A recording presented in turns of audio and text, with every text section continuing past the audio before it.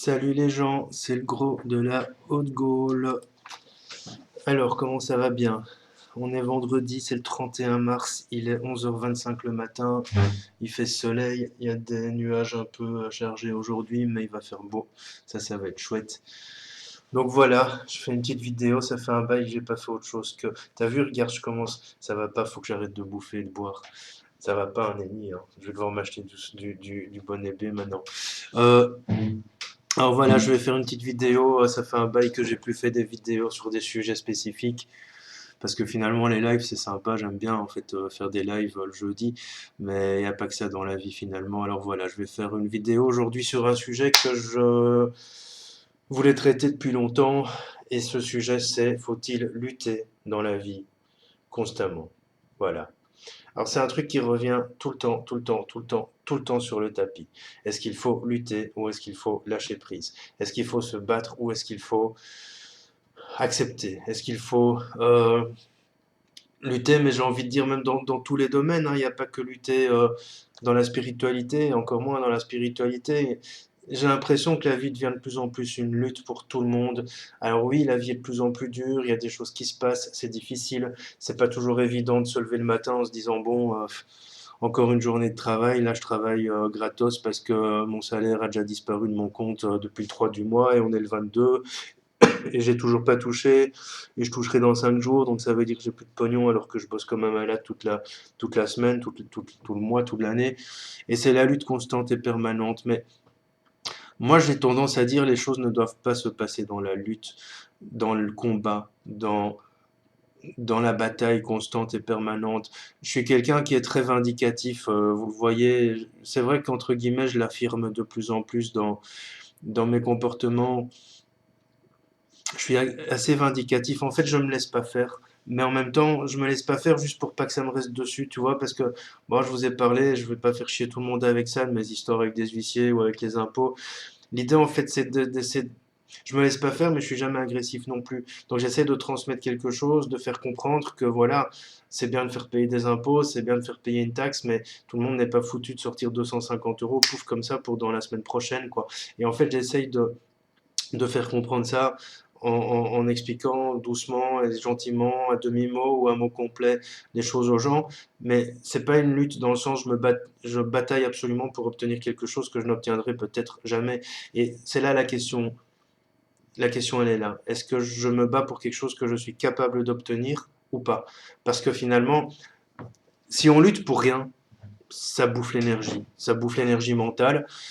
Ça bouffe l'énergie physique, ça bouffe un peu tout. On commence par être petit à petit fatigué, puis on perd parfois l'appétit, ou au contraire, on comble dans la nourriture, ou voire même dans des dépendances. Et puis, de fil en aiguille, on commence à se poser plein de questions, et puis on dort moins bien, et puis on est de plus en plus crevé, puis les organes vont commencer à s'exprimer, etc., etc., etc.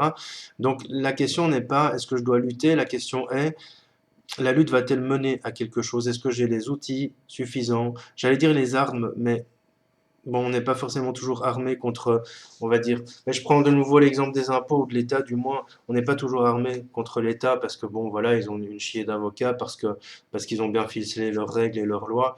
Euh, mais est-ce que j'ai les outils suffisants pour aller au bout de cette lutte? Est-ce que cette lutte va me... Je vais vous donner un exemple. Voilà, je vais employer un exemple très précis. J'ai quitté une maison insalubre il y a quelques années. Alors, c'est une maison dans laquelle il faisait moins 5 degrés aux toilettes, il nous pleuvait sur la tronche, la maison, il y avait des champignons partout, on était malade. Enfin voilà, on a quitté cette maison et en fait, elle venait d'être rachetée par un nouveau propriétaire qui allait faire ses travaux, etc. État des lieux, nous on considère que, vu l'état de la maison, l'état des lieux n'a absolument aucun sens. Bon, l'état des lieux est fait quand même, ça fait dans les règles, c'est légal, même si on essaie de se battre contre ça, et je dis bien se battre, on n'a pas eu le choix. On fait l'état des lieux, résultat des courses, ils nous gardent une grosse partie de la garantie locative. Donc il y avait une histoire de 1400 euros de garantie, ils voulaient récupérer 8 ou 900 euros. Là, je suis pas d'accord. Je dis non, c'est pas possible.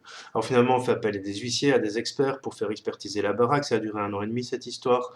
Et le résultat, c'est qu'on veut pas payer ce qu'ils nous demandent de payer, donc on ne débloque pas la somme. Résultat, on se retrouve en justice de paix, tribunal. Le juge estime que effectivement, on va dire c'est gagnant-gagnant. Donc on a dû payer une partie et ils ont dû payer une partie. Au final, personne ne s'y retrouvait fondamentalement. Mais bon, voilà. Et en fait, il y a eu un jugement et ces gens nous doivent encore de l'argent. Ça fait maintenant plus de 5 ans qu'ils nous doivent de l'argent et qu'il y a eu un jugement. Et la question a été la suivante. Est-ce que j'ai envie de sortir de ça ou est-ce que j'ai envie de continuer à lutter pour récupérer peut-être 600 euros? Alors 600 euros, c'est beaucoup, c'est énorme même.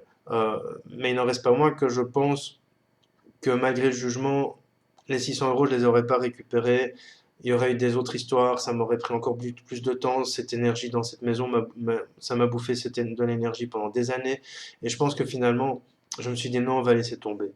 On va laisser tomber. On a besoin de ces 600 euros, c'est beaucoup d'argent, mais en même temps, quel temps on va perdre à aller en justice, à aller à gauche chercher l'avocat, à droite en justice de paix, au milieu envoyer un courrier, quel temps et quelle énergie on va perdre pour finalement récupérer peut-être, on ne sait pas, 600 euros.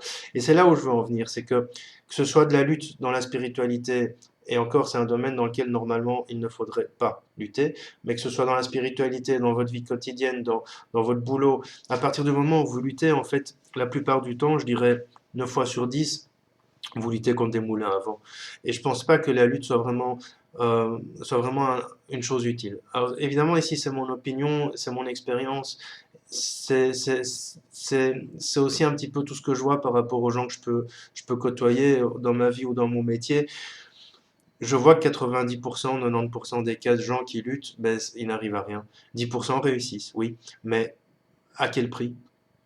Voilà, à quel prix? Que ce soit un prix physique, un prix mental, parfois au prix d'un divorce, parfois au prix de disharmonie familiale, parfois au prix de beaucoup de sous qui ont été dépensés pour finalement ne rien récupérer. Alors oui, il y a des gens qui ont une blessure d'injustice et qui ont besoin que la justice soit rendue. Alors ici, je vous parle de cas plus ou moins classiques. Il est tout à fait normal dans des cas un peu plus, on va dire, entre guillemets criminel qu'on cherche à avoir justice quand quelqu'un se fait écraser par un chauffard qui prend la fuite, une enfant ou même une adulte qui se fait violer et qui veut justice. Ça, c'est tout à fait normal. Je suis pas dans ce débat-là, que ce soit bien clair.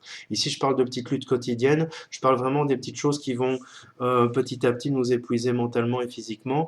Il est tout à fait normal que quand il y a un acte criminel qui est posé sur quelqu'un, qu'on cherche justice et qu'on soit dans la lutte pour que la justice soit rendue. Ça, c'est clair et net. Mais voilà, ici, je suis pas dans ce débat-là. Mais je tenais à faire la précision parce que je vois que les cerveaux des gens vont vite partir dans le oui, mais il dit que ma fille s'est fait violer, je dois pas lutter, et machin. Moi, je ne dis pas ça. Je dis clairement que quand il s'agit d'actes criminels qui sont posés, il faut que justice soit rendue. Même si on y perd son énergie, ce ne fût-ce qu'une question personnelle, et une question d'estime de soi, une question de deuil aussi de ce qui a pu se passer, qui est de la mort ou pas dans l'histoire. Il y a un deuil à faire et ça passe souvent par la justice. Mais si je suis vraiment dans des luttes quotidiennes, moi j'ai un principe de base qui est qu'est-ce que je vais pouvoir obtenir de cette lutte? Est-ce que ça va m'épuiser? Ça va me coûter combien? Ça va me coûter combien physiquement et financièrement? Et est-ce que je suis potentiellement armé, outillé pour pouvoir arriver au bout d'eux? Ça, c'est une question que je me pose aujourd'hui. Je me la posais pas il y a 4 ou 5 ans quand je suis sorti de cette maison insalubre, mais aujourd'hui, je me la pose. Alors, c'est la même chose dans la spiritualité. La spiritualité n'est pas un domaine dans lequel il faut lutter. La spiritualité, c'est une énergie de bien-être. À partir du moment où tu luttes, tu n'es pas dans le bien-être. Donc je pense que si tu luttes pour évoluer, si tu luttes pour avancer, si tu luttes pour essayer de grandir spirituellement, tu n'es pas sur un bon chemin spirituel. Ça, c'est ma vision des choses, là encore, mais c'est important de le préciser parce que c'est pas dans la lutte que tu avances dans la spiritualité. Pareil avec le mental. Plus tu vas lutter contre ton mental, souvent les gens disent oui, tu dois combattre ton mental, tu dois mettre ton mental à KO, en KO. Non, parce que plus tu vas combattre ton mental, plus il va prendre de place. Le mental doit s'accepter, s'apprivoiser. Alors, je prends cet exemple-là parce qu'il est flagrant et très très très régulier. Le mental doit s'apprivoiser. C'est un ami, ce n'est pas un ennemi. Il y a le mental positif, il y a le mental négatif. Et Le mental positif est celui qui t'aide à avancer. Le mental négatif, c'est celui qui pose des doutes, c'est celui qui remet tout en question, c'est celui qui génère les peurs ou qui amplifie les peurs, etc. Mais plus tu vas lutter contre une peur, plus cette peur va être présente et flagrante. Plus tu vas lutter contre un doute, plus ce doute va prendre d'ampleur. Il faut vraiment être dans l'acceptation. J'ai un doute. Alors ici, je ne parle pas d'acceptation entre guillemets d'amour universel, etc. C'est j'accepte une émotion, j'accepte une peur, j'accepte un doute, j'accepte une remise en question. J'essaie de vérifier ce qu'elle amène en moi. J'essaie de vérifier ce qu'elle me permet de comprendre, ce qu'elle me permet de protéger aussi, de bouclier, j'ai envie de dire, parce que une peur est un bouclier, un doute est un bouclier. Tout ça sont des choses qui protègent, qui nous permettent de ne pas nous jeter dans la gueule du loup. C'est là où finalement le mental négatif peut devenir positif. Il faut juste savoir l'utiliser. C'est difficile, c'est un travail quotidien, mais après quelques mois, vous allez voir qu'en apprenant à contourner le négatif en positif, ça va vous permettre d'être beaucoup plus en équilibre. De toute façon, moi, il y a une question claire dans ma vie, c'est que j'ai envie de simplicité, j'ai pas envie de me prendre la tête, j'ai envie d'être tel que je suis, j'ai pas envie de me faire chier à devoir faire des faux semblants, à devoir surveiller mon langage, à devoir surveiller mes paroles, à devoir surveiller mes propos. J'ai juste envie d'être comme je suis et je n'ai plus envie de lutter pour montrer une apparence de quelqu'un que je ne suis pas parce que je ne suis pas juste là-dedans. Et je pense que c'est ce que j'ai envie de vous transmettre, que ce soit là maintenant, que ce soit au travers de mes vidéos, de mes publications, etc. J'ai pas envie de m'emmerder, quoi. J'ai envie d'être juste. Purée, j'ai l'impression d'avoir. Non, mais je me regarde et en fait, j'ai l'impression d'avoir. Pouf, tu vois, le gros truc avec une petite tête au-dessus, comme ça. Pouf, pouf, pouf, pouf, pouf. On dirait. Non, j'allais dire un nom, mais je peux pas. C'est de la diffamation. Euh, Pourquoi lutter? La plupart des gens, quand ils luttent, c'est parce qu'en fait, ils ont le sentiment que sans la lutte, ils n'arriveront pas au bout de leurs projets, de leurs idées. Alors il y a des moments où il faut se remettre en question. Si un projet bloque, c'est pas forcément qu'il est mauvais. Je l'ai dit dans une vidéo qui traitait du être sur le bon chemin ou pas. Quand un projet bloque, c'est pas que forcément qu'il est mauvais, c'est peut-être qu'on ne l'a pas pris du bon côté. Ça, il faut bien y réfléchir aussi. Euh, je suis face à une situation et en fait je m'obstine dans une solution ou en tout cas dans une voie à suivre, c'est pas la bonne voie et donc ça bloque. Parfois il suffit de contourner. Il y a Bernard Werber dans un de ses livres qui disait pour comprendre un problème, pour résoudre un problème, il faut s'extraire du problème. C'est ce que moi j'apporte aux gens dans mon travail, en tout cas j'essaye, c'est-à-dire apporter une vision complètement différente. J'ai un exemple comme ça d'une personne dont la maison est sur le point de s'effondrer et en fait, elle trouve pas de solution pour partir. J'ai fait, mais voilà, bon, je me permets d'utiliser cet exemple. J'espère qu'elle ne m'en voudra pas. Je lui ai dit, mais éventuellement, on propose à quelqu'un, elle dit, je peux pas la louer dans cet état. Et je peux pas partir puisque je ne peux pas payer de loyer. Je m'éventuellement propose à quelqu'un en échange de travaux et de loyer, quoi. Voilà, tu fais un échange. Je te propose 6 mois de loyer gratuit pour faire des travaux. Ah, mais oui, mais j'y avais pas pensé. C'est parce que souvent, on est braqué sur une idée et en fait on ne voit pas les autres possibilités. Plus tu vas réussir à prendre de la hauteur sur les situations, moins tu vas être braqué sur une opinion, une idée ou en tout cas une piste à suivre et plus tu seras sorti de la lutte, moins tu seras dans la lutte. Et c'est là où finalement la lutte n'est pas toujours utile. On est souvent, on a des croyances, on a des principes, on a une vision des choses, mais on ne se rend pas compte qu'en fait beaucoup de gens pourraient avoir une vision complètement différente de la nôtre et donc nous apporter des pistes pour résoudre une solution. Et alors on lutte parce qu'en fait on est obstiné sur la vision qu'on a. Oui, mais moi il faut que je le fasse comme ça. Mais non, parce qu'en fait si tu le fais comme ça marchera 10 fois plus facilement et ce sera beaucoup plus rapide. Ah oui, mais non, mais moi je veux absolument que ce soit comme ça. Il y a des gens têtus aussi, hein.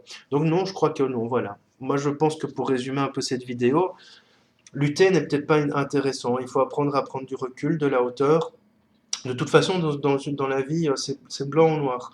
Soit ça va, il y a quelque chose qui va, soit ça va pas. Soit c'est ok, soit c'est pas ok. Et si c'est ok, ben c'est bon comme ça. Ok, on continue. Si c'est pas ok, c'est que il y a quelque chose à changer. C'est pas forcément parce que ça bloque. Et là-dessus, j'insiste très fort. C'est pas parce que ça bloque que le chemin est mauvais. Et là, j'insiste très fort. Ce n'est pas parce que ça bloque que le chemin est mauvais. C'est parfois parce qu'on est obstiné dans une solution. En fait, on veut absolument traverser la rivière en mettant un rondin de bois, un tronc d'arbre pour pouvoir la traverser parce qu'on ne voit pas de pont. Mais en fait, on ne se rend pas compte que le pont est juste à côté. Donc, en fait, on s'obstine à mettre le tronc d'arbre pour traverser On va pas aller à la nage, il y a des crocodiles, donc c'est pas bon. On s'obstine à vouloir mettre son tronc d'arbre pour traverser. En fait, on est tellement obstiné sur le truc, on ne voit que ça, que du coup, on voit pas le pont qui est juste à côté.